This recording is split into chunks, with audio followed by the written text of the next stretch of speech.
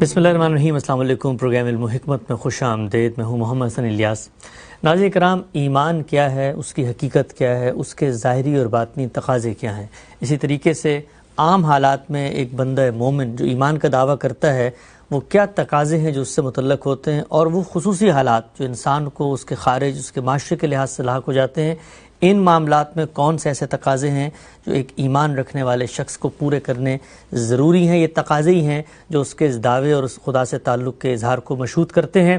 ہم نے بہت تفصیل سے جانا تھا کہ عام حالات میں ایک امر صالح اور دوسرا تواصی بالحق اور تواصی بالصبر کا تقاضا ہے، اور خارج میں جو انسان کو حالات پیش آتے ہیں اس میں انسان کو سب سے پہلے ہجرت، پھر نصرت، اور وہ تیسرا تقاضا جسے آج ہم زیر بحث لائیں گے کیا ہے، جانیں گے جناب جاوید احمد غامدی صاحب سے۔ بحث کو آگے بڑھانے کے لیے ہمارے ساتھ موجود ہے جناب جاوید احمد غامدی صاحب۔ السلام علیکم غامدی صاحب۔ وعلیکم السلام۔ آپ صاحب مجھے بتائیے گا سب سے پہلے کہ ایک چیز ہوتی ہے دعویٰ، کسی شخص نے کہا میں ایمان لے آیا، اور ایمان لانے کے بعد ظاہری بات ہے اس کی شناخت مومنین میں ہو جاتی ہے، لیکن یہ جو تقاضے ہیں جس بحث کو ہم آگے لے کر چل رہے ہیں، آج تیسرا اہم تقاضا ہم زیر بحث لائیں گے، ان تقاضوں کو پورا کیے بغیر یا ان تقاضوں پر عمل درآمد کیے بغیر کیا وہ ایمان اپنی حقیقت میں، اپنے ظاہر میں مشہود بھی ہوتا ہے، اور اس ایمان کی کیا حیثیت اور حقیقت ہے جو ان تقاضوں کو درخور اعتنائی نہ سمجھے؟ ایمان تو ایک بیج کی طرح ہے، یعنی اگر حقیقی معنی میں آپ نے اپنی کشت دل میں ایمان کی تخم ریزی کی ہے تو یہ چیزیں خود بخود وجود میں آنی چاہیے۔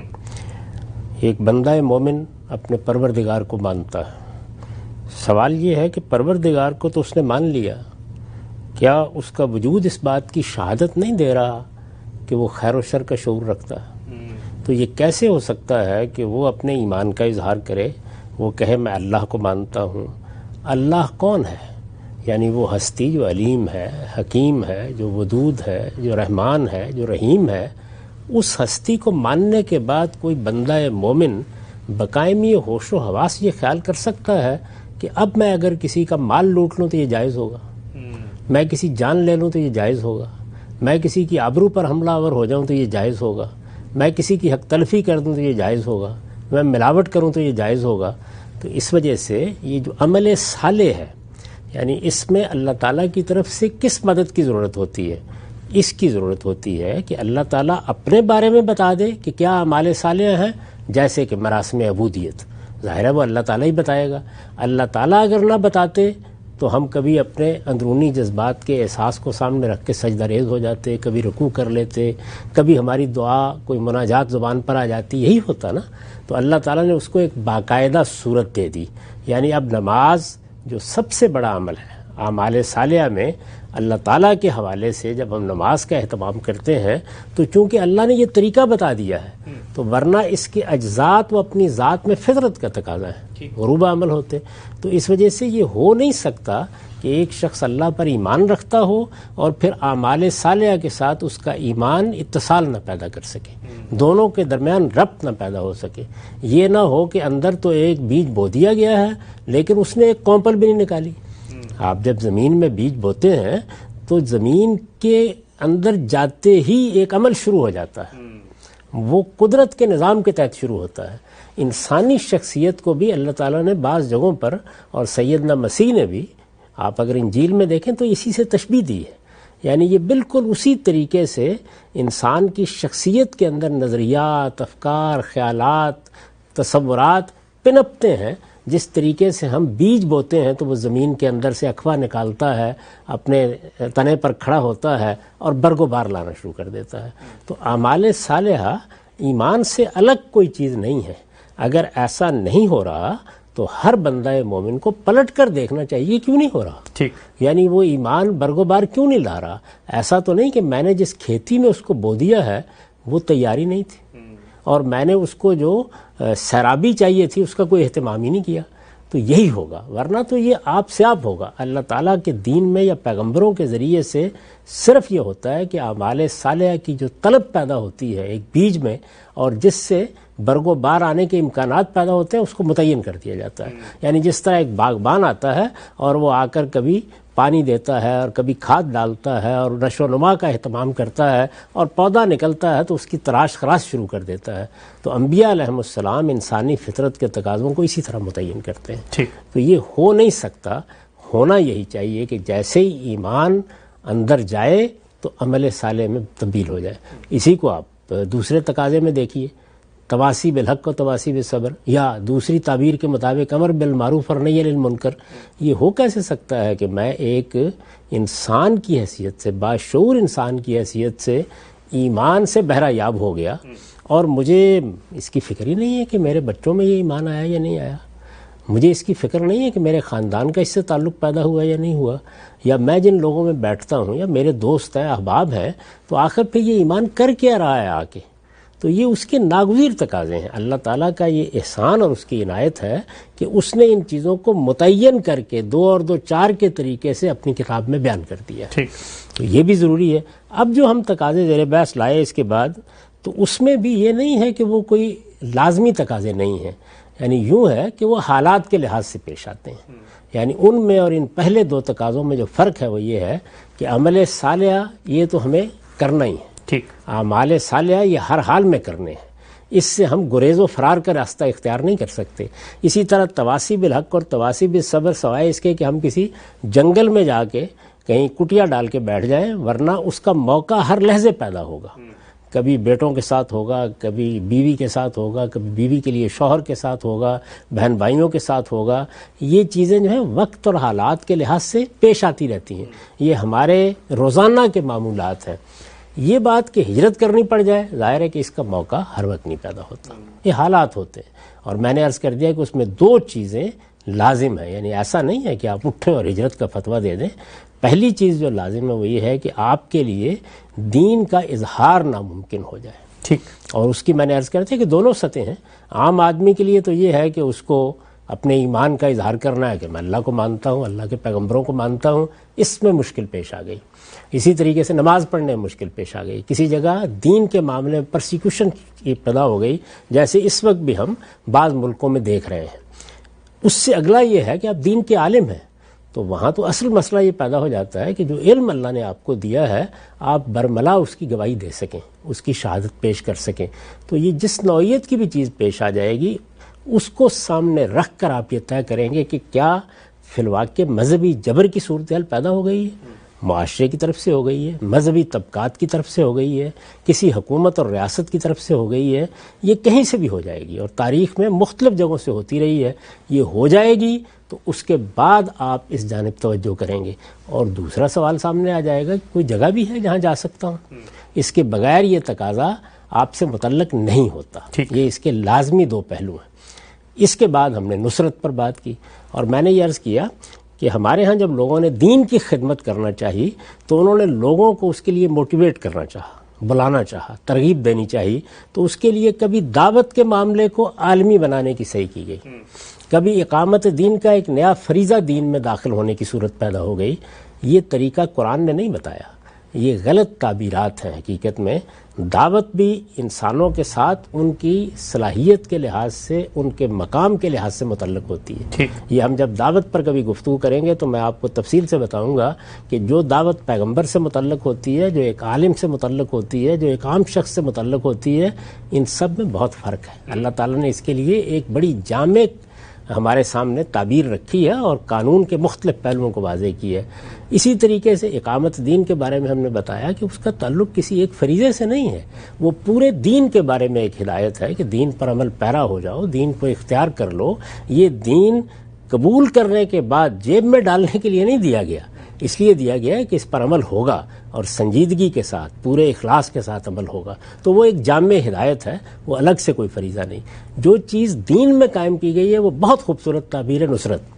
دین کے کام کا داعیہ پیدا ہو گیا، مسجد بنانے کی ضرورت پیش آ گئی، مدرسہ بنانے کی ضرورت پیش آ گئی، کوئی اور دینی خدمت، وہ کسی معاملے میں سیاسی بھی ہو سکتی ہے، سماجی بھی ہو سکتی ہے، معاشرتی بھی ہو سکتی ہے.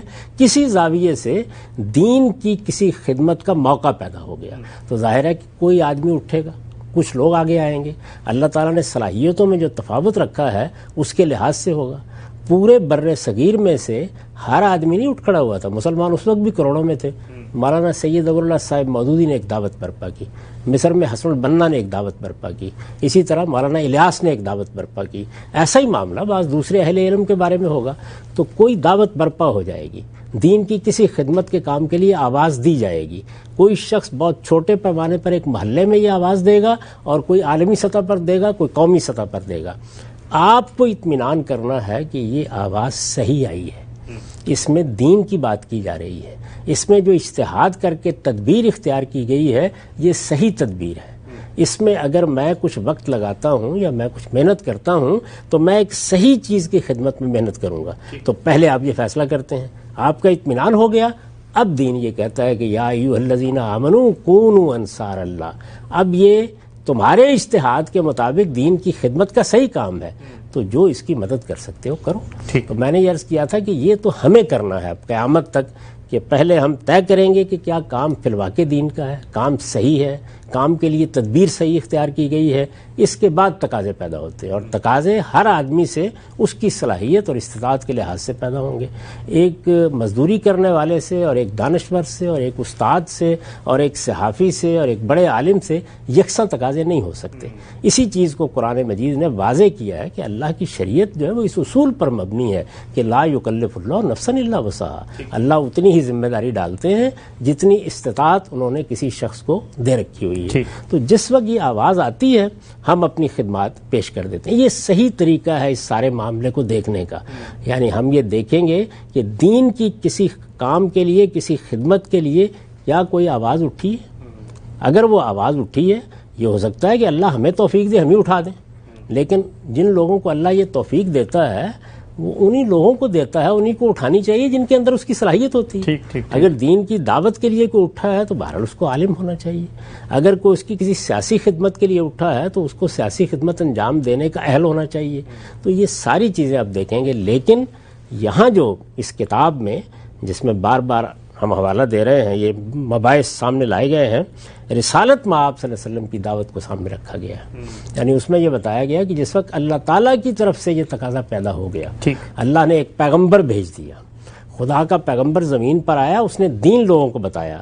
صرف دین ہی نہیں بتایا, اس کے ساتھ یہ کہا کہ آؤ میرے ساتھی بن کر اس جد و جہد میں شامل ہو جاؤ.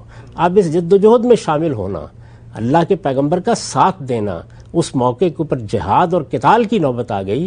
ان سب کے لیے جامع عنوان کیا تھا؟ یا ایھا الذین آمنوا کونوا انصار اللہ.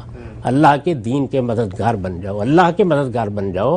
اور مثال دے کے قرآن نے بتایا کہ سیدنا مسیح نے بھی یہی بات کہی تھی. تو گویا یہاں کیا ہے, آواز کہاں سے آئے گی؟ وہاں پیغمبر کی طرف سے آئی. کسی اجتہادی اختلاف کی گنجائش ہی نہیں رہی. اللہ کے پیغمبر نے بلایا تو اللہ کی بات کہی, گفتہ اللہ بود. آج کوئی عالم کہے گا, کوئی رہنما کہے گا, کوئی دانشور کہے گا, کوئی محلے میں کوئی خدمت کرنے کے لیے آواز دے گا, انسان ہے. ہم جائزہ لیں گے کہ بات صحیح ہے, ہم جائزہ لیں گے کہ لوگ صحیح ہیں, ہم جائزہ لیں گے کہ کام صحیح ہے, ہم جائزہ لیں گے کہ تدبیر درست ہے. اس کے بعد فیصلہ کریں گے, اور جب کریں گے تو اپنے اجتہاد کے مطابق جو کچھ کریں گے وہ اللہ کے دین کی نصرت ہے. تو صحیح عنوان یہ ہے, نہ وہ عنوانات ہیں جو ہمارے ہاں عام رہے, اور نہ وہ چیزیں ہیں کہ جو لوگ عام طور پر ہر شخص پر بغیر کسی امتیاز کے لاد دیتے ہیں. اللہ کے دین میں یہ بات ایسے کہی گئی ہے کہ پہلے کوئی خدمت پیدا ہوگی, وہ معاشرت میں ہوگی, وہ معیشت میں ہوگی, وہ سیاست میں ہوگی, وہ عبادات میں ہوگی. اس خدمت کے لیے کوئی آواز دے گا. اب ہر مسلمان کو چاہیے کہ اپنی استطاعت اور صلاحیت کے مطابق اس کام میں مدد کریں. ہم صاحب بہت ہی خوبصورتی سے آپ نے بات بھی واضح کی. ہم یہ دیکھتے ہیں کہ بالعموم مذہب کے بارے میں, یا جو مذہب کی ہدایات اور مطالبات ہوتے ہیں, اس کے بارے میں ایک عام آدمی میں اضطراب پیدا ہونے کی بھی وجہ یہ ہوتی ہے کہ بسا اوقات اس کو لگ رہا ہوتا ہے کہ جو تقاضا اس سے کیا جا رہا ہے وہ اس کی استطاعت, صلاحیت, قدرت, ملکت سے زیادہ ہے.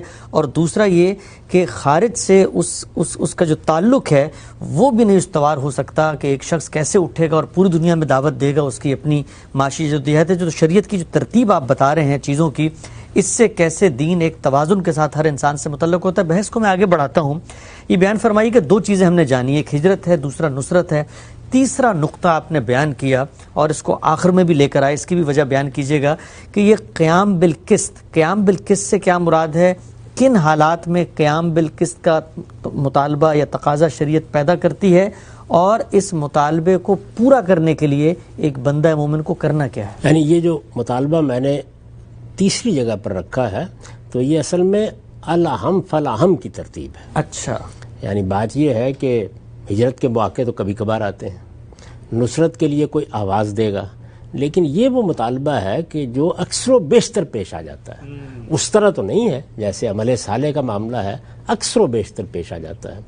قیام بالقسط یعنی ایک بندہ مومن سے اس کا ایمان یہ تقاضا کرتا ہے کہ اگر کسی موقع پر اس کو سچائی کی گواہی دینی ہے، اس کو حق کہنا ہے، اس کو لوگوں کے سامنے اس بات کی شہادت دینی ہے کہ صحیح چیز یہ ہے، کسی نقطہ نظر کے بارے میں دینی ہے، کسی فرد کے بارے میں دینی ہے، تو وہ اللہ کا نام لے اور وہ شہادت دے. یہ ایمان کا تقاضا ہے. اچھا، یعنی اس میں ظاہر ہے کہ بڑے نازک موقع پیش آ جاتے ہیں. آپ کو یہ شہادت کبھی خود اپنے خلاف دینی پڑ جاتی ہے، کبھی یہ اپنے والدین کے خلاف دینی پڑ جاتی ہے، کبھی اپنے اعزاء و اقربا کے خلاف دینی پڑ جاتی ہے. گھر میں اگر آپ دیکھیں، خاندان میں دیکھیں، بارہا ایسے مواقع پیدا ہو جاتے ہیں کہ جن سے آپ کا بڑا گہرا تعلق ہے، محبت کا تعلق ہے. کسی موقع کے اوپر وہ کوئی ایسی غلطی کر دیتے ہیں جس کے لیے گواہی دینی پڑتی ہے، تو آپ کو بہرحال ماں کے بارے میں بھی بات کرنا ہوتی ہے، باپ کے بارے میں بھی بات کرنا ہوتی ہے. یعنی ہماری زندگی کے بالکل ابتدائی تقاضے جو ہمارے گھروں میں پیدا ہوتے ہیں، وہاں سے لے کر اوپر تک یہی صورتحال ہے. اور اس میں سب مشترک ہیں، عامی، عارف، عالم، دانشور، سب مشترک ہیں. ایک مزدور کو بھی بارہا یہ موقع پیش آ جاتا ہے کہ وہ سچائی کی گواہی دے. تو اس میں ظاہر ہے کہ ایک بڑا تقاضا کر دیا گیا. آپ ذرا دیکھیے کہ اس کو میں نے جہاں بیان کیا ہے تو کس طرح بیان کیا ہے. جی، میں نے یہ لکھا ہے اس کے بارے میں کہ پھر دین و دنیا کے کسی معاملے میں اگر انسان کے جذبات، تعصبات، مفادات اور خواہشیں اسے انصاف کی راہ سے ہٹا دینا چاہیں تو یہی ایمان تقاضا کرتا ہے. وہ ایمان جس کا ہم ذکر کر چکے ہیں، اللہ پر ایمان، اللہ کی سچی معرفت.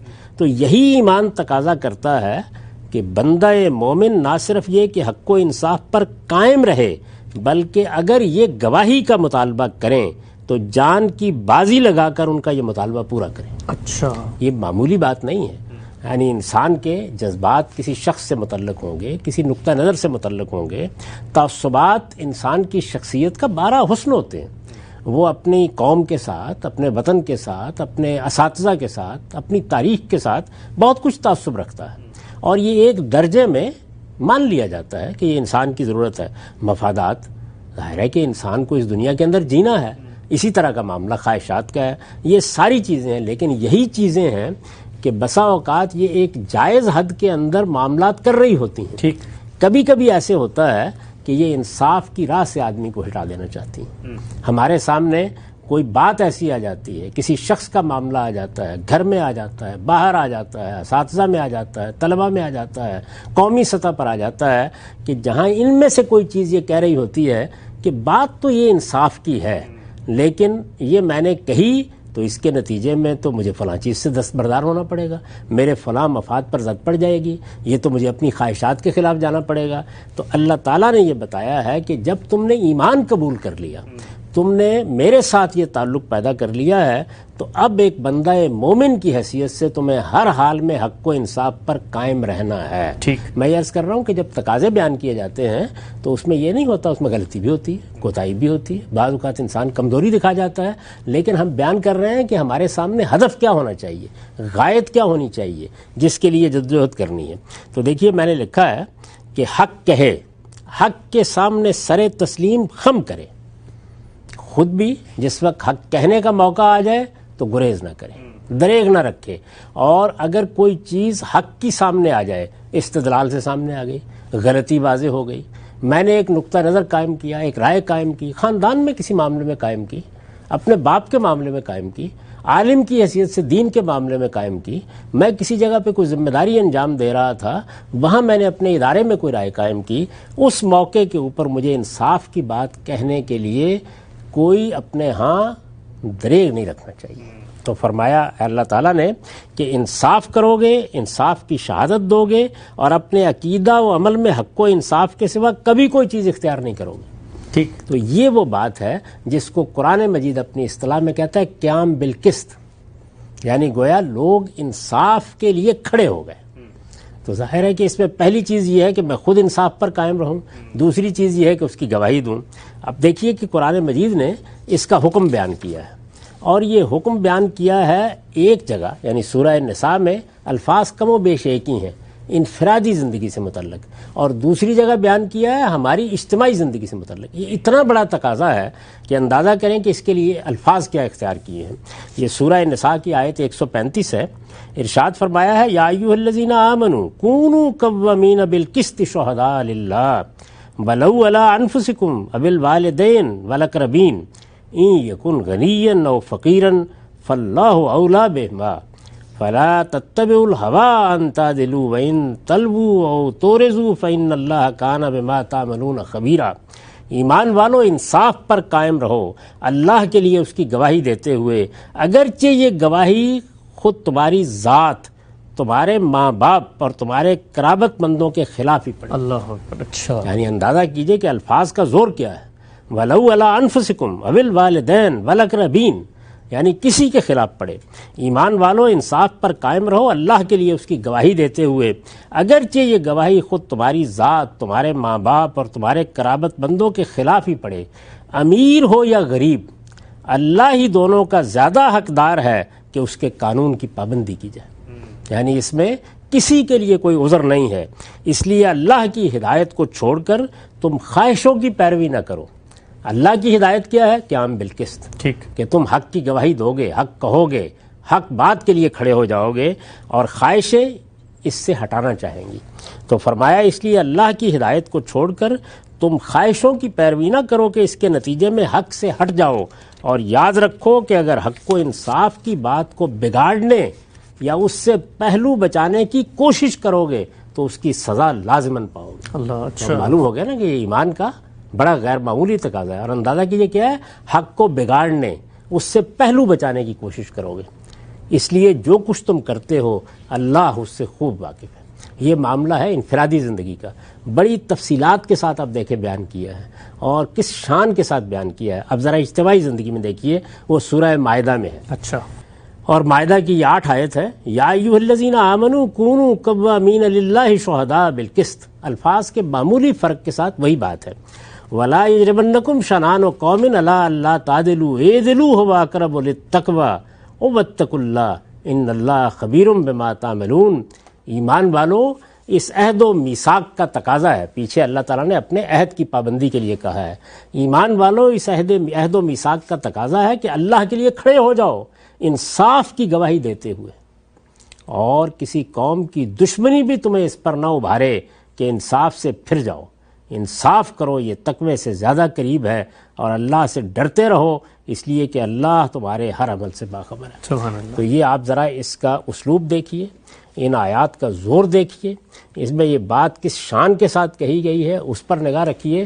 پھر اندازہ کر سکتے ہیں آپ کہ ہماری زندگی میں جو سب سے بڑا حسن اس کائنات کا پروردگار دیکھنا چاہتا ہے وہ قیام بالقسط ہے. اور اپنے بارے میں یہ کہتا ہے کہ انہو قائم بالقسط، یعنی میں نے، میرے فرشتوں نے اس بات کی گواہی دی ہے کہ اس کائنات کا پروردگار خود بھی قائم بالقسط ہے. ٹھیک، یعنی وہ بھی ہر حال میں انصاف کی بات کرتا ہے. اپنے بارے میں یہ فرمایا، اور اس کے بعد ہم سے تقاضا کیا کہ مجھ پر ایمان رکھتے ہو تو میں قائم بالقسط ہوں، میں انصاف پر کھڑا ہوں، میں نے یہ دنیا انصاف پر بنائی ہے، تو تمہیں بھی ہر حال میں انصاف کی بات کہنی ہے، حق کی بات، انصاف کی بات.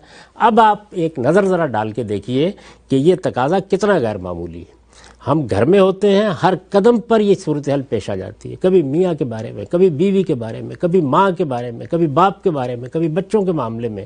اسی طریقے سے ہم معاشرے میں جاتے ہیں تو وہاں پر بھی کاروبار میں لوگوں کے معاملات دیکھتے ہوئے، کہیں ملازمت کرتے ہوئے، آپ یہ اگر غور کر کے دیکھیں تو ہر دن اس طرح گزرتا ہے انسان کا کہ کسی نہ کسی جگہ یہ تقاضا اس کے سامنے کھڑا ہوتا ہے. ٹھیک، بالکل ایسے ہی. یعنی ہر جگہ یہ صورتحال ہوتی ہے. اس کا یہ مطلب نہیں ہے کہ آپ اینٹ مار دیں ہر آدمی کے اوپر. یعنی جب موقع آئے بات حکمت کے ساتھ کہیں، توازن کے ساتھ بات کریں، توجہ دلائیں لوگوں کو، لیکن آپ کو بہرحال ساتھ حق کا دینا ہے، صحیح بات کرنی ہے. یہ دین کا معاملہ ہو، یہ علم کا معاملہ ہو، یہ تعلیم و تدریس کا معاملہ ہو، یہ معاشرتی فیصلوں کا معاملہ ہو، یہ سیاسی حکمت کا فیصلہ ہو، ایک بندہ مومن کی سب سے بڑی شان اور سب سے بڑی شناخت یہ ہے کہ وہ اس معاملے میں کمپرومائز سے انکار کر دے اور یہ کہے کہ مجھے انصاف پر قائم رہنا ہے اور انصاف کی گواہی دینی ہے. تو میرے نزدیک چونکہ یہ اہم ترین تقاضا ہے جو ہماری زندگی میں بار بار پیش آتا ہے، اس لیے اس کو میں نے مؤخر کر کے بیان کیا ہے تاکہ جب آپ ان چیزوں کو پڑھیں تو ایک ترتیب کے ساتھ اس چیز کو سمجھیں. یہ سوال آپ نے کیا تھا کہ ہمارے ہاں لوگ کہتے ہیں کہ دیکھیے جی آپ کو اگر کوئی مسئلہ پیش آ گیا ہے تو آپ کیا کریں. یعنی اس میں یہ نہیں کہا گیا کہ آپ تفنگ اٹھا لیں، تیر اٹھا لیں، تلوار اٹھا لیں. یہ بہادری نہیں ہے. اصل چیز یہ ہے کہ آپ صحیح بات کہیں اور جب موقع آئے تو اس میں ادنا درجے میں گریز نہ کریں. یہی چیز ہے جس کو آگے بڑھ کر حضور نے بیان فرمایا ایک روایت میں کہ سب سے بڑا جہاد یہ ہے کہ آپ جابر سلطان کے سامنے کلمہ حق کہیں. وہاں بھی کیا ہے؟ یہی قیام بالقسط، یہی حق کی گواہی. تو یہ بہت بڑا جہاد بن جاتی ہے. اور بعض اوقات جابر سلطان مسئلہ ہوتا ہے اور بعض اوقات جابر معاشرہ مسئلہ ہوتا ہے، جابر مذہبی طبقات مسئلہ ہوتے ہیں. آپ کو اپنے ضمیر کے سامنے جواب دہ ہونا ہے کہ جو آپ بات کہہ رہے ہیں آپ عام آدمی ہیں یا آپ کوئی بڑے عالم ہیں. جو بات آپ کہہ رہے ہیں کیا وہ بات سچائی کی بات ہے؟ آپ کا ضمیر اس پر مطمئن ہے؟ آپ کسی کے لیے تو اس میں کوئی ترمیم نہیں کر رہے. اس میں دیکھیے الفاظ یہ ہیں اللہ کے لیے گواہی دیتے ہوئے. تو اصل میں جب ہم دین بیان کرتے ہیں تو یہ اللہ کے لیے گواہی ہے. جب ہم لوگوں کے فیصلے کرتے ہیں تو یہ اللہ کے لیے گواہی ہے. جب ہم سیاسی تدبیریں کرتے ہیں تو یہ اللہ کے لیے گواہی ہے. تو اللہ کے لیے گواہی دیتے ہوئے ہمیں دوسروں کے ساتھ معاملات کرنے ہیں. اندازہ کیجئے کہ اگر ہر انسان یہ چیز سمجھ لے تو گھروں کے اندر بیوی کے ساتھ، بچوں کے ساتھ کسی زیادتی، کسی حق تلفی، کسی گریز، کسی مداہنت، کسی منافقت کا ایک بندہ مومن تصور کر سکتا ہے. تو یہ وہ تقاضا ہے جس کو میں نے اس طریقے سے بیان کیا. ہم سب بہت ہی دلنواز اسلوب میں آپ نے بڑی تفصیل سے بتایا کہ قیام بالقسط دین اور ایمان لانے کے بعد کیسے بندہ مومن کی زندگی میں ہر وقت کا ایک تقاضا ہے 24 گھنٹے کا. میں مزید اس بات پہ تھوڑا سا آپ سے چاہوں گا تفصیلاً اظہار خیال کیجئے گا. یہاں دو باتیں بیان کی ہیں کہ اگرچہ تمہاری ذات کے خلاف بھی ہو گواہی اور تمہارے والدین کے خلاف بھی ہو. یہ بات تو بظاہر آپ دیکھیے کہ انسان کے لیے اس کا سب سے بڑا شرف اس کی اپنی شخصیت، اس کی اپنی انا، اس کی انانیت، اسی پہ اس کا ادعا، اصرار اور ایک ایقان ایذان نظر آتا ہے. تو یہ تو کوئی بہت بڑی بات نہیں مطلب دین نے ہم سے مانی کہ ہم نے سچائی کی بات کہنی ہے اگرچہ اس کے اوپر یعنی اس کا نتیجہ اپنے اوپر ہی کوئی بوجھ لے کر آ رہا ہو. اور پھر والدین جن سے ہر وقت ایک محبت، ایک تحابب، شفقت کا معاملہ ہوتا ہے، ان کے بارے میں بھی کوئی دریغ نہیں ہے. اگر صحیح بات ہے تو ماں باپ کو بھی عزت سے بیان کر دینی. یہی تقاضا. دیکھیے اس کے بعد ذرا آپ اس معاشرت کا تصور کریں کہ جس میں ایمان لانے والے اس کو ایمان کا تقاضا سمجھتے ہیں. ہمارے ہاں لوگ بہت باتیں بیان کرتے ہیں، فلاں کو مار دو، فلاں کے ساتھ یہ کر ڈالو، فلاں چیز کا تحفظ کرو. انہیں اس کا احساس نہیں ہے کہ یہ کتنی بڑی بات ہے جو کبھی ان کی زبان پر بھی نہیں آتی. کبھی آپ نے کسی شخص کی زبان سے سنا کہ دین کے اور ایمان کے تقاضوں میں ایک بہت بڑا تقاضا قیام بالقسط بھی ہے؟ نہیں. قرآن مجید نے جس لب و لہجے میں اس کو بیان کیا ہے، کیا ہم فی الواقع اپنے ممبروں پر یہ بات سناتے ہیں؟ اپنے ضمیر کو مخاطب کرتے ہیں کبھی اس کے لیے؟ یہ حقیقت ہے کہ اگر یہ بات جان لی جائے کہ ہم سے ہمارے دین میں کیا بات ہے جس کا تقاضا کیا گیا ہے، میں ایمان لایا ہوں تو سب سے بڑی چیز جو مجھ سے مطلوب ہو گئی ہے، یعنی وہ ظاہر ہے کہ وہ تقاضے بیان ہو گئے ہیں، اعمال صالح ہیں وہ ہم کرتے ہیں، نیکی کی بات بھی کہتے ہیں، وہ یہ ہے کہ کسی موقع کے اوپر اپنے خلاف گواہی دینے کی نوبت آ گئی. یعنی میں نے ایک رائے قائم کی تھی، میں نے ایک بات کہی تھی، اب اگر میں یہ کہتا ہوں کہ مجھ سے غلطی ہوئی ہے تو یہ میرے اپنے خلاف گواہی ہے نا جو میں دے رہا ہوں. مجھے اس کا اعتراف کرنا چاہیے. اس کے نتیجے میں جو محاسن شخصیت میں پیدا ہوتے ہیں، جو خوبیاں انسان کے اندر آتی ہیں، جس طرح وہ تمام تعصبات سے، قومی تعصبات، مذہبی تعصبات سے بالا تر ہو جاتا ہے. میرا فرقہ، میرا ملک، میری قوم، میرا مفاد، یہ چیزیں ہمارے دین میں کوئی اہمیت نہیں رکھتی. اچھا، اصل چیز کیا ہے؟ قیام بالقسط. یعنی آپ سچا تعلق اپنے ملک کے ساتھ، اپنی قوم کے ساتھ، اپنے فرقے اور گروہ کے ساتھ بھی اس وقت پیدا کرتے ہیں جب آپ قائم بالقسط ہوتے ہیں. اگر جرم ہوا ہے، اگر غلطی ہوئی ہے، اگر کوئی کوتاہی ہوئی ہے تو یہ اس بنیاد پر دیکھی جائے گی. یہی وجہ ہے کہ ہمارے ہاں، ہمارے دین میں جہاد اور قتال جیسی چیز کو بھی کس چیز سے متعلق کیا ہے؟ یہ ظلم کے خلاف ہوگا. یعنی یہاں فیصلہ یہ نہیں کرنا کہ یہ میری قوم کا معاملہ ہے یا میرے وطن کا معاملہ ہے یا میرے ہم مذہب لوگوں کا معاملہ ہے. یہ بدقسمتی ہے کہ ہم نے اس کو یہ صورت دے دی ہے. نہیں، سب سے پہلا سوال یہ ہوگا کہ کیا میں جس شخص کے ساتھ مل کر یہ جدوجہد کر رہا ہوں وہ حق کی بات کہہ رہا ہے، اور جس کے خلاف کوئی اقدام کرنے جا رہا ہوں کیا اس نے ظلم کا ارتکاب کیا ہے؟ تو آپ دیکھیے اس کے بعد اصل میں عالمگیر صداقتوں پر زندگی وجود میں آتی ہے. اس کے بعد یہ قومی مفاد اور مذہبی مفاد اور فرقے کا مفاد اور ادارے کا مفاد بے معنی ہو کر رہ جاتی ہیں یہ سب باتیں. اور آپ اس جگہ کھڑے ہوتے ہیں کہ مجھے سچائی کی بات کہنی ہے، سچی بات کی گواہی دینی ہے اور انصاف کے ساتھ معاملات کرنے ہیں. یہ بڑا امتحان ہے، بہت بڑا امتحان ہے، اور ہر انسان کو اپنا جائزہ لینا چاہیے کہ یہ ایمان کا جو تقاضا اس شان سے، اس زور سے، اس اصرار کے ساتھ بیان ہوا ہے، اور جس میں اللہ تعالیٰ کہتے ہیں کہ یہ انصاف تم کوئی احسان نہیں کر رہے ہو، یہ اللہ کے لیے گواہی ہے، یہ تمہیں دینی ہے ہر حال میں، اور اس میں تم یہ نہیں دیکھو گے کہ یہ گواہی تمہارے خلاف جا رہی ہے، تمہارے اعزاء اقربا کے خلاف جا رہی ہے، والدین کے خلاف جا رہی ہے، تمہاری قوم کے خلاف جا رہی ہے، تمہارے وطن کے خلاف جا رہی ہے. اگر وہ حق کی گواہی ہے تو وہ تمہاری زبان پر آنی چاہیے. سبحان اللہ. ہم سب آگے بڑھاتا ہوں اس موضوع کو. ہم لوگ مثالوں سے ایک اثر بھی لیتے ہیں، ازدیاتی ایمان کا باعث بھی بنتی ہیں چیزیں کہ خود ہمارے بزرگوں نے، اسلاف نے اس معاملے میں ایک رول ماڈل کی حیثیت سے ایک اسوہ سامنے رکھا ہے. میرے ذہن میں ایک واقعہ آ رہا ہے، اگر آپ کے ذہن میں استحضار ہو تو ذرا تھوڑا سا بتائیے گا.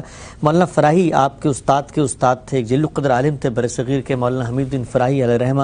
کہا جاتا ہے کہ وہ کراچی میں تھے، سندھ مدرسۃ الاسلام میں، اور ان کے علاقے میں ہندوستان میں کوئی تنازع پیش آیا تو جو جج تھا وہاں پہ، اس نے ان کی رائے لینے کے لیے ان کو کیس کی فائل بھیجی، اور فریقین میں ان کے اپنے والدین بھی تھے. کچھ اگر ذہن میں ہو تو بتائیے گا کیسے انہوں نے ایک اسوہ قائم کیا. یعنی میں آپ سے عرض کرتا ہوں کہ یہ واقعہ امام فراہی کے بارے میں بھی بیان ہوا ہے. ہمارے ہاں بہت سے جلیل القدر اہل علم، بلکہ آپ اہل علم کی کیا بات کرتے ہیں، میں یہ عرض کرتا ہوں کہ خدا سے سچا تعلق رکھنے والے دیہاتیوں کو میں نے یہ گواہی دیتے ہوئے دیکھا. اچھا. یعنی دیہاتی لوگوں کو، کسان لوگوں کو، ان کے لیے ناممکن تھا یہ کہ آپ کو غلط بات ان کی زبان سے کہلوا دیں. تو یہاں بھی یہی ہوا تھا کہ ان کے والد کا کسی کے ساتھ تنازع تھا. اچھا. اور ان کو وہاں پہ کورٹ میں بلایا گیا کہ ان سے پوچھ لیتے ہیں. اب مخالف فریق یہی کہے گا نا، اس کو معلوم ہے کہ ایک شخص کا کردار کیا ہے، اس کی سیرت کیا ہے، کیا یہ اپنے والد کے خلاف، اور زمین کا معاملہ. اور آپ جانتے ہیں کہ دیہاتی زندگی میں لوگ ایک ایک ایکڑ زمین کے لیے کیا کچھ کر ڈالتے ہیں. تو کافی بڑی اراضی کا معاملہ تھا، لیکن انہوں نے بے کم و کاست گواہی دی اور یہ کہا کہ اس معاملے میں یہی آدمی حق پر ہے، یہ میرے والد کی غلطی ہے. اچھا. اسی طریقے سے میں آپ کو بتاتا ہوں، آپ کسی موقع کے اوپر نزہۃ الخواطر اٹھا لیجئے، کتنے اہل علم ہیں جن کے بارے میں یہ معلوم ہوتا ہے کہ بعض اوقات دشمن قوموں نے یہ کہا کہ تمہارے فلاں فقیہ ہیں، تمہارے فلاں عالم ہیں، تمہارے ہاں فلاں شخصیت موجود ہے، وہ اگر یہ بات کہہ دے تو آپ مان لیں. اچھا. آپ اپنی عدالتوں کو دیکھیں، اس میں بارہا ایسے ہوا کہ ایک بستی کے اندر ہندوؤں نے اپنی مسجد کے مولوی صاحب کے بارے میں کہا کہ وہ کہہ دیں تو ہم مان لیں. سبحان اللہ. تو اصل میں یہ معاملہ یوں نہیں ہے کہ ایک امام فراہی کا مسئلہ ہے. ہمارے ہاں یہ دین کا تقاضا ہے، ایمان کا تقاضا ہے. اور سچا ایمان جب آدمی کے اندر آتا ہے تو ایک مزدور بھی، ایک کسان بھی، ایک محنت کرنے والا بھی ایمان کے اس تقاضے کے لیے بعض اوقات اپنی جان کی بازی لگا دیتا ہے. اس کی تعلیم دینی چاہیے. اصل میں یہ وہ چیز ہے جو ہماری سوسائٹی میں سے مفقود ہو کر رہ گئی. یعنی اس کا نتیجہ صرف یہ نکلا ہے کہ ہر جگہ پر ہم گونگے شیطان بنے ہوئے. اسی لیے اس کو تعبیر کیا نا ایک روایت میں کہ جس وقت انسان حق کو چھپاتا ہے، اور آپ دیکھیں کہ قرآن مجید نے کتنی جگہوں پر یہ کہا ہے، یہود کو خطاب کر کے کہا ہے، نصارہ کو خطاب کر کے کہا ہے کہ تمہارے پاس ایک گواہی موجود ہے، وہ گواہی پیش کرو. اپنے ضمیر سے پوچھو کہ کیا فی الواقع تمہارے پاس وہ گواہی نہیں ہے. تو یہ گواہی ہمارے پاس ہوتی ہے. جانتے ہیں ہم کہ یہاں میری ماں کی غلطی ہے، یہاں میرے باپ کی غلطی ہے، یہاں میرے عزیز کی غلطی ہے، یہاں میری قوم کی غلطی ہے، یہاں میری قوم کی قیادت کی غلطی ہے، یہاں ہم جھوٹ بول رہے ہیں اور لوگوں کو دھوکہ دے رہے ہیں. تو جب موقع آئے تو صاف صاف اس کی گواہی دے دینی چاہیے. ٹھیک ہے. تو یہ وہ چیز ہے کہ جس کو قیام بالقسط سے تعبیر کیا گیا ہے. ایمان کا تیسرا تقاضا یہ ہے. اور اس طرح گویا اگر آپ دیکھیں تو یہ سارے تقاضے سامنے رکھیں تو اس سے ایک بندہ مومن کی شخصیت کی تصویر بنتی ہے. یعنی اس نے ایمان قبول کیا، اللہ کے دین کی سچی معرفت اس کو حاصل ہوئی، وہ اچھا عمل کرنے والا انسان ہوگا. پہلی بات. اس کے بعد کیا ہے؟ اپنے گرد و پیش کے بارے میں باخبر رہے گا اور ہمیشہ سچی بات کرے گا، لوگوں کو حق کی نصیحت کرے گا اور یہ کوشش کرے گا کہ وہ معروف پر خود بھی چلے، دوسروں کو بھی اس کی تلقین کرے، منکر سے خود بھی بچے، دوسروں کو بھی روکنے کی کوشش کرے۔ اگر کسی موقع کے اوپر کوئی پرسیکیوشن سے اس کو سابقہ پڑ گیا ہے تو وہاں پر اینٹ پتھر اٹھا کے لڑنا نہیں شروع کر دے گا، یہ دیکھے گا کہ اگر میں اس وطن میں نہیں اب رہ سکتا تو میں کسی دوسری جگہ چلا جاتا ہوں۔ اللہ تعالیٰ نے اگر یہاں اسباب نہیں رکھے تو کہیں اور جگہ اسباب پیدا کرے گا، اور اسی وجہ سے میں نے عرض کیا ہے کہ خدا کی زمین کے اوپر نقل مکانی کی پابندیاں نہیں ہونی چاہیے۔ اللہ تعالیٰ نے اسی لیے فرمایا ہے کہ الم تکن ارض اللہ واسعۃ فتہاجروا فیہا، یعنی خدا کی زمین کو وسیع رہنا چاہیے انسانوں کے لیے، کسی جگہ ان کو پرسیکیوشن سے سابقہ پیش آئے وہ اپنا اسباب اٹھائیں اور نکل جائیں۔ لیکن اگر کوئی راستہ نہیں ہے تو اس میں بھی رخصت کے طریقے، عزیمت کے طریقے اللہ تعالیٰ نے بتا دیے ہیں۔ اس کے بعد یہ ہے کہ دین کی خدمت کا کوئی پہلو سامنے آ گیا ہے، کوئی مسجد بننی ہے، کوئی مدرسہ بننا ہے، کوئی تعلیم کا اہتمام ہونا ہے، کوئی سیاست، معیشت، معاشرت میں دین کی خدمت کے لیے کوئی شخص اٹھ کھڑا ہوا ہے تو وہ آواز دے تو اپنی استطاعت کے مطابق اگر تم اس کی بات کو درست سمجھتے ہو تو اس کا ساتھ دو۔ تو گویا ایک جامع عنوان ہمارے سامنے آ گیا کہ ہماری زندگی میں اچھا عمل کرتے ہوئے یہ چیز بھی ہونی چاہیے کہ کیا دین کی خدمت کی کوئی چیز تو نہیں کہ جس میں ہم اپنا حصہ ڈال سکتے ہیں۔ ہو سکتا ہے کہ 2 لمحے دے دیں، ہو سکتا ہے کہ 2 اچھی باتیں پیش کر دیں، ہو سکتا ہے ہمارے پاس کوئی مال ہو وہ پیش کر دیں۔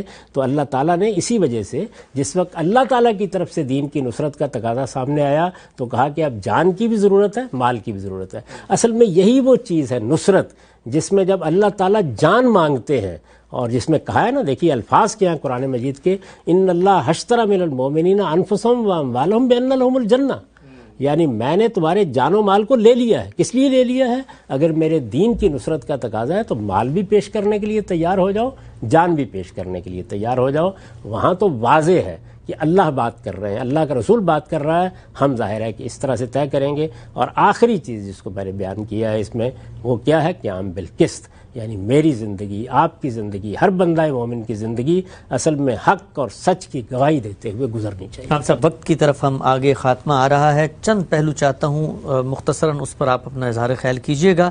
ایک عذر یہ پیش کیا جاتا ہے کہ اگر کبھی ہم قیام بالقسط کی اس تقاضے کو پورا کریں تو اس کا اثر ہمارے معاشی حالات، ہمارے ملکی روابط، ہمارے معاشرتی سطح پہ جو دنیا کے ساتھ تعلقات ہیں ان پہ بھی پڑتا ہے۔ ہمیں پتہ ہوتا ہے کہ فلاں ہمارا دوست ملک اس طرح کا کام کر رہا ہے، جب ہم سے سوال کیا جاتا ہے تو محض ڈپلومیسی کے تحت ہم اس کو ادھر ادھر کر دیتے ہیں۔ تو کیا آپ کو لگتا ہے کہ اگر سچائی کی بات کی جائے ممکن ہے نقصان ہو جائے لیکن اللہ اس میں کو مدد بھی کرتا ہے؟ پھر اللہ کیوں مدد نہیں کرے گا؟ جب اللہ نے ایک تقاضا پیدا کیا ہے تو اللہ تعالیٰ اصل میں اپنے نیکوکار بندوں کے عزم کے ساتھ کھڑا ہوتا ہے، اور اس میں جو آپ کو مصیبت آتی ہے، تکلیف آتی ہے، اس میں اللہ 10 راستے آپ کے سامنے کھول دیتا ہے۔ صحابہ کرام سے یہی تقاضا کیا گیا نا، ان سے زیادہ مشکل حالات کس کو پیش تھے؟ کیا صورتحال تھی؟ یعنی وہ جنگ جو ہو رہی ہے وہ ہم تو کسی دشمن کے خلاف باتیں کر رہے ہوتے ہیں، وہ اپنے اعزہ، اقربا، والدین کے ساتھ۔ ذرا میدان بدر کا نقشہ دیکھیے، یہ کوئی آسان معاملہ ہے؟ آپ اپنے بیٹے کے خلاف میدان میں اترے ہوئے ہیں، باپ کے خلاف میدان میں اترے ہوئے ہیں، ہجرت کر کے کسی دوسری جگہ پر آ گئے ہیں، آپ نے اپنا وطن چھوڑ دیا، اپنے گھر والے چھوڑ دیے ہیں۔ تو یہ تقاضا جب اللہ تعالیٰ نے ان سے کیا تو آپ دیکھیے کیسی صورت پیدا ہو گئی۔ تو ہر شخص کو اصل میں اسی راستے پر جانا ہے۔ دیکھیے اس میں کوتاہیاں بھی ہوں گی، غلطیاں بھی ہوں گی، لوگ اپنی کمزوری کی وجہ سے بیٹھ بھی جائیں گے۔ ہمارے یہاں ایسا ہوتا ہے کہ جن جگہوں کے اوپر اس طرح کے معاملات نہیں ہوتے وہاں ہم جلسے کرتے، جلوس نکالتے، معلوم نہیں کیا کیا کرتے ہیں، لیکن جہاں ہمارے مفادات ہوتے ہیں وہاں دیکھ رہے ہوتے ہیں کہ پرسیکیوشن ہو رہی ہے، دیکھ رہے ہوتے ہیں کہ ظلم ہو رہا ہے، دیکھ رہے ہوتے ہیں کہ لوگوں کے ساتھ زیادتی ہو رہی ہے، اور وہاں یہ کہتے ہیں کہ ہم دوسرے کی توضیح پر مطمئن ہیں۔ حالانکہ دنیا بھر میں یہ بات طے ہے، مسلمہ ہے کہ بھئی اگر کسی جگہ کوئی الزام لگائے تو دوسرے کو اپنا دروازہ کھولنا چاہیے نا کہ آؤ دیکھ لو۔ جب آپ اپنا دروازہ نہیں کھول رہے، مثال کے طور پر آپ کو یہ اطلاع ملتی ہے کہ میرے گھر میں ایک ملازم ہے، اس کے ساتھ تشدد کا رویہ اختیار کیا جاتا ہے، تو اب آپ یہ کہتے ہیں کہ بس میں کہہ رہا ہوں کہ نہیں کیا جاتا تو میری بات مان لیجئے، اور آپ یہ کہتے ہیں کہ یہ ہماری دوستی ہے، ان سے تعلق ہے، یہ ہمارے استاد ہیں، اس وجہ سے یہ بات تو مان ہی لینی چاہیے۔ ٹھیک یعنی اگر ایسا ہے تو مجھے اپنا دروازہ کھولنا چاہیے۔ بالکل ایسا، آئیے آپ دیکھ لیجئے، آپ خود بات کر لیجئے، یہ محض افواہ ہے، یہ غلط بات ہے جو کہی جا رہی ہے، تو یہ انسان کے بارے میں معلوم ہو جاتا ہے. کبھی ہمارے مفادات، ہماری ذاتی چیزیں، کبھی ہماری اپنی خواہشیں، کبھی اسی طریقے سے ہمارے تعلقات، کہیں روابط، اسی طرح سے ملکوں کے معاملے میں آپ نے یہ دیکھا ہے کہ اگر یہ بات کہی جائے کہ آپ کو سچائی کی بات کرنی ہے، خواہ وہ اپنی قوم کے خلاف کرنی پڑ جائے، کون سنتا ہے اس بات کو؟ اور یہاں الفاظ دیکھیے کیا ہے، لا یجرمنکم شنآن قوم علی ان تعدلوا اعدلوا هو اقرب للتقوی. کسی قوم کی دشمنی بھی تمہیں اس پر آمادہ نہ کرے کہ تم انصاف کے خلاف کوئی بات کرو. سبحان اللہ. سچی بات، انصاف کی بات تمہیں اپنے دشمنوں کے معاملے میں بھی اللہ نے پابند کیا کہ تم کرو گے. تو یہ قیام بالقسط ہے جس کی تعلیم ہر ممبر سے ملنی چاہیے، تاکہ ہم مسلمانوں کے اندر یہ کیریکٹر پیدا ہو اور ہم سچائی کے ساتھ تعصبات سے بالا تر ہو کر، مفادات کو ایک طرف رکھ کر سچی بات کہنے اور سچی بات کی گواہی دینے اور سچی بات کے ساتھ کھڑے ہونے کا حوصلہ پیدا کریں. ہم سب بہت ہی دل نواز انداز میں ایک بہت ہی اہم موضوع پر آپ سے آج گفتگو ہوئی. خاتمہ میں کروں گا، آپ نے ذکر کیا کہ صحابہ کرام رضوان اللہ اجمعین جن کو اتنے سخت حالات پیش آئے لیکن تب بھی انہوں نے حق، سچ اور سچائی کی بات کی. ایک مثال ذہن میں آ رہی تھی، رکھتا ہوں آپ کے سامنے، کچھ تبصرہ آپ کا آئے پر خاتمہ کرتے ہیں. سیدنا عمر کے بارے میں کہا جاتا ہے کہ ایک موقع پہ بعض روایاتوں میں آتا ہے کہ قیدیوں کے معاملے میں جب رسول اللہ نے مشورہ کیا تو مختلف مشورے آئے، لیکن سیدنا عمر نے کہا کہ نہیں، اللہ کے حکم کو میں یہ سمجھتا ہوں کہ خون ریزی ہو، اور وہ بھی ایسے ہو کہ جو جس کا رشتہ دار ہے اس کے حوالے کیا جائے تاکہ وہی اس کو قتل کرے اور پھر فیصلہ ہو، اور اس کا بھی امتحان یہ ہو جائے کہ کیا وہ اپنی ان قرابت مندوں پہ اللہ کے حکم کو ترجیح دیتا ہے. کچھ فرمائیے گا کہ صحابہ کرام ویسے تو ہماری زندگی ان پہ قربان، وہ ایک رول ماڈل ہے ہمارے لیے، لیکن سیدنا عمر کا اس قیام بالقسط میں جو اسوہ تھا اس کو آپ کیسے دیکھتے ہیں؟ اس میں کیا شک ہے؟ یعنی صحابہ کرام میں سے سیدنا عمر نے یہ بات اگر کسی موقع پر کہی، سیدنا ابو بکر نے بھی 10 موقعوں کے اوپر اسی کا اعلان کیا ہوگا. آپ کے معلوم ہے کہ ان کو اپنے بیٹے کے خلاف تلوار اٹھانی پڑی. بڑا مشہور واقعہ ہے کہ بیٹے نے بعد میں یہ کہا کہ آپ بارہا بدر کے موقع پر میری تلوار کے سامنے آئے لیکن میں گریز کر گیا. ظاہر ہے کہ باپ کی محبت تھی تو انہوں نے فرمایا کہ میری تلوار کے سامنے آتے تو میں گریز نہ کرتا. تو یہ کیا چیز ہے؟ کیا باپ کی محبت نکل گئی ہے؟ کیا کوئی وحشت طاری ہو گئی ہے؟ نہیں، ایک نظریہ ہے، ایک خیال ہے، ایک نقطہ نظر ہے جس کو آپ حق سمجھتے ہیں، اور اس کی گواہی دینے کے لیے، اس کی ذمہ داریوں کو پورا کرنے کے لیے آپ ہر تعلق سے بالا تر ہو گئے ہیں. تو یہ چیز اس وقت ہوتی ہے جب کہ اللہ کا پیغمبر کھڑا ہوتا ہے، کیونکہ وہاں کسی تردد کا سوال نہیں ہوتا. ہمیں البتہ اس طرح کے تمام معاملات میں پہلے علم و عقل کی روشنی میں رائے قائم کرنی ہوتی ہے، پھر جب ضمیر کا اطمینان ہو جاتا ہے تو اس کے بعد اصل تقاضا یہی ہے کہ ہم حق کی بات کہیں گے، حق کی گواہی دیں گے، اور اس پہ ادنا درجے میں بھی دریغ نہیں کریں گے. ہم سب، ہمارا وقت یہاں پہ مکمل ہوتا ہے. ناظرین، آج ہم نے ایمان کا سب سے اہم تقاضا قیام بالقسط یعنی سچائی کی اور حق بات کی گواہی دینے کے حوالے سے بہت تفصیل سے جانا کہ ایک بندہ مومن کا سب سے بڑا شرف، سب سے بڑا امتیاز یہ ہے کہ وہ سچائی کی اور حق کی بات کرتا ہے، اگرچہ اس کے نتیجے میں اس کو اپنی پگڑی پونجی بھی گنوانی پڑ جائے. دین کے یہ سارے اہم مباحث، ایمان کے تقاضے سامنے آنے کے بعد اب پورے کے پورے دین کی وہ کیا تصویر ہے جو بنتی ہے، اور اس کے نتیجے میں مذہب کا مقصد کیا طے ہوتا ہے، اس کو انشاءاللہ آئندہ نشست میں زیر بحث لائیں گے. فیڈ بیک دینا چاہیں ای میل کیجیے. یاد دیجیے. اللہ حافظ.